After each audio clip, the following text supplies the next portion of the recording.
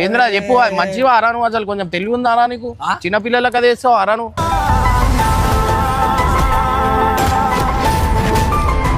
కొంచెం తెలివి ఉందారా నీకు అన్నాడు ప్రేమతో ఏం ప్రేమతో అంతగానం చేసుకుంటే ఇంత అది చేస్తున్నాయి ఏమంతగానం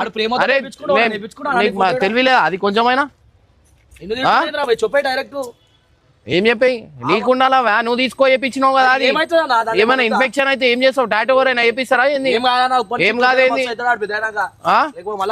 ఎంత అయిపోయినాక వానికి ఏమన్నా దానికుంటే ఎట్లుంటది తెలివి ఉండాలా నీకు కొంచెమైనా ఇంతైనా వేసుకో ఎందుకు వేసుకున్నావు ఏది అది తులసే పోదాది టాటో వేపిస్తారా చిన్న పూర్వంతో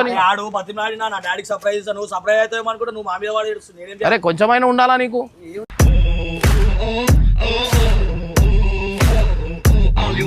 అది పోదు అని నొప్పి కాదా వానికి అట్లా వేయించినావు వాను అరే ఏం కాదన్నా ఏం కాదేంది పిక్చర్ లెక్క చేస్తావు అది ఇగో ఎట్లా వేయించు చూడు ఇగో టాటో ఇగో ఇగో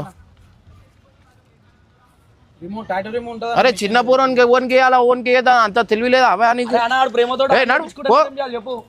ఏం వేపియాలా వాడు వేయించుకున్నా అంటే ఏం చెప్పాలా అరే వానికి ఉండాలా కొంచెమైనా లైట్ తీసుకోవా అంటే నువ్వు వానికి ఇంకా చెడగొట్టేస్తున్నావు నువ్వు వానికి చెడిపోనికి ఏముందా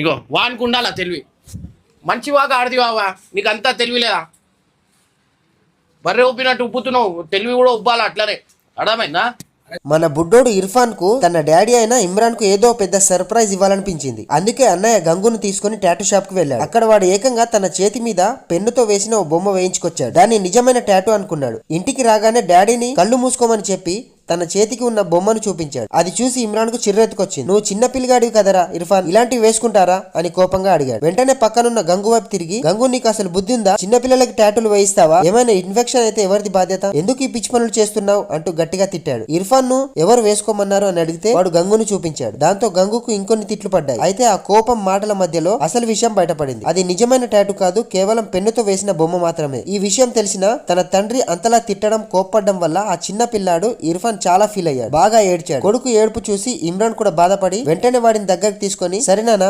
మనం రేపు సరదాగా ఓషన్ పార్క్ కి పోదాం అని చెప్పారు. ఆ పార్క్ పేరు వినగానే ఇర్ఫాన్ మొహం మళ్ళీ నవ్వులతో వెలిగిపోయింది. వెంటనే డాడీని పట్టుకొని జరిగిన కోపం అంతా మర్చిపోయి మళ్ళీ నార్మల్ అయిపోయింది. పూర్తి వీడియో పరేషాన్ ఇర్ఫాన్ ఛానల్లో ఉంది, చూడండి.